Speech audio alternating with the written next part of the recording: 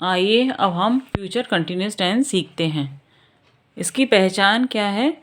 इस वाक्यों के अंत में रहा होगा, रही होगी, रहा होगा, रहे होंगे आदि पाया जाता है। इसका रूल है, वो रूल लिख लें आप। आई वी, आई और वी के साथ शैल बी लगाते हैं और फिर वर्ब की फर्स्ट फॉर्म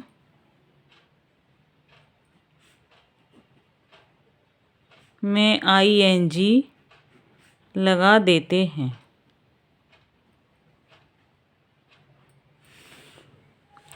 रूल नंबर 2,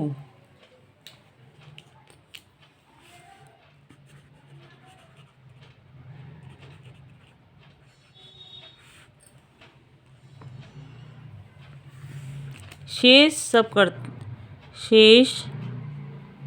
सब सब्जेक्ट के साथ विल बी लगाकर वर्ब की फर्स्ट फॉर्म में आईएनजी लगा देते हैं।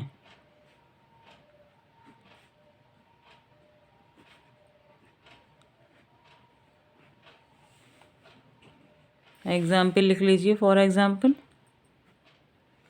हम एक लेख लिख रहे होंगे। हम एक लेख लिख रहे होंगे।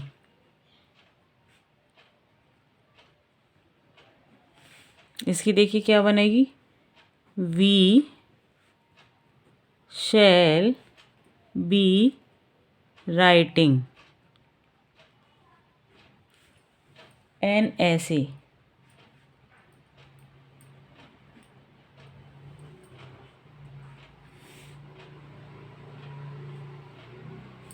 अब यहाँ क्या था? वी, तो शैल लगा। एक विल वाला और बना लेते हैं।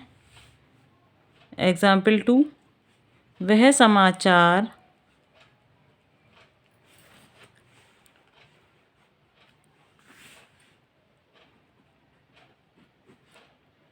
पत्र पढ़ रही होगी।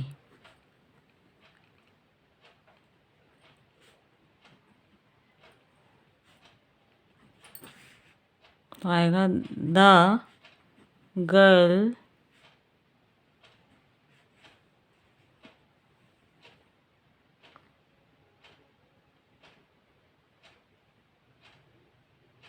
विल बी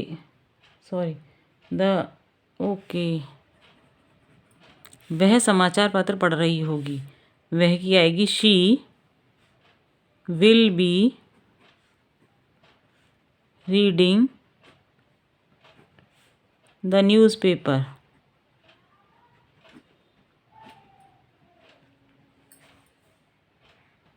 अब आते हैं हम नेगेटिव सेंटेंस की तरफ। नेगेटिव सेंटेंस का भी है रूल नंबर एक ही है कि नेगेटिव सेंटेंसेस में विल या शैल के बाद नॉट लगाते हैं, यानी कि विल बी के बीच में नॉट और शैल बी के बीच में नॉट लगाएंगे। जैसे कि एग्जाम्पल लिख लें आप। वे समाचार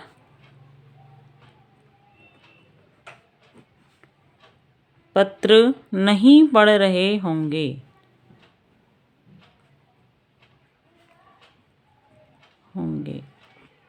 दे विल नॉट बी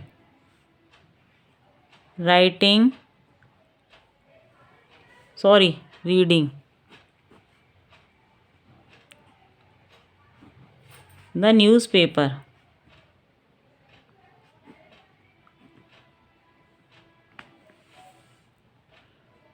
इसी प्रकार हम एक उदाहरण आपको शैल का लिखवा देते हैं। मैं अपनी माँ के साथ सिनेमा देखने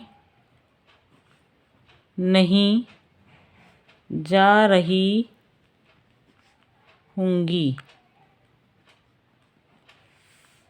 तो इसका मैं के संग क्या आएगा? आई के संग shall. I shall not be going with my mother to see cinema.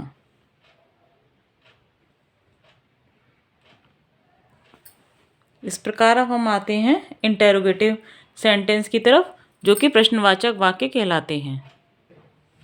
Interrogative का रूल नंबर 1 लिख लें। जिन वाक्यों में सबसे पहले क्या लगा हो उनका अनुवाद करते समय विल या शैल सबसे पहले वाक्य में लगाते हैं और उसके बाद कर्ता, फिर बी और उसके पश्चात वर्ब की फर्स्ट फॉर्म में आईएनजी लगाते हैं। एक एग्जाम्पल इसका लिख लीजिए जिससे समझने में आसानी होगी। क्या वह कोई कविता लिख रहा होगा?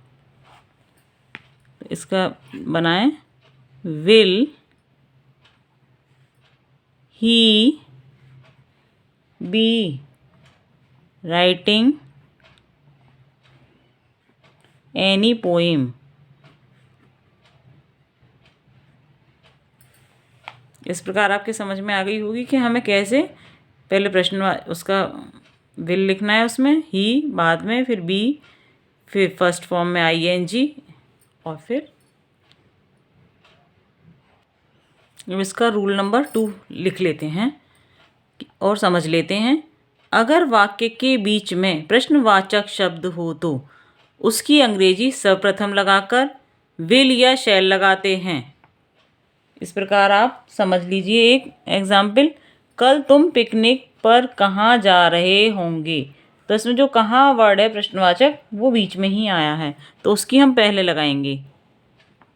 Where will you be going on picnic?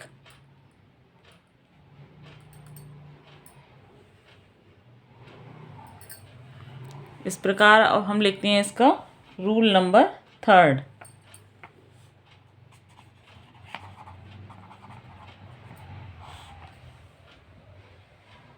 चलिए example rule number 3। How much, how many, which के साथ उनसे संबंधित नाउन्स भी लगाते हैं। एक एग्जाम्पल इसका भी देखते हैं हम। कमरे में कितने बालक कूद रहे होंगे? तो इसका बताएं, how many children, how many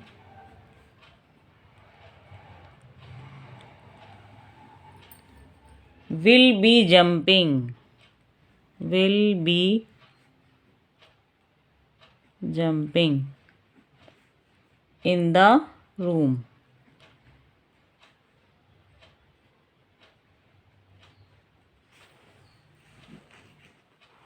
इस प्रकार ये रूल नंबर 3 भी हमारा क्लियर हो गया।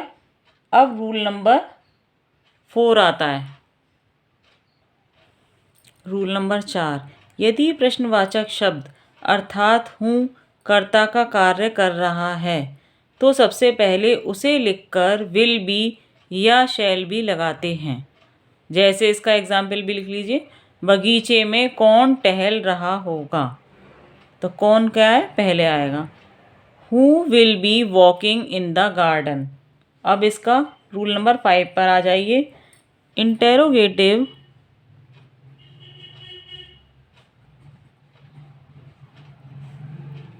नेगेटिव सेंटेंसेस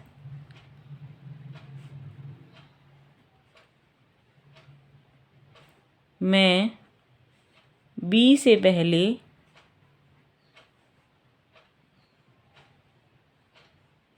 नॉट और लगा देते हैं, नॉट और लगा देते हैं।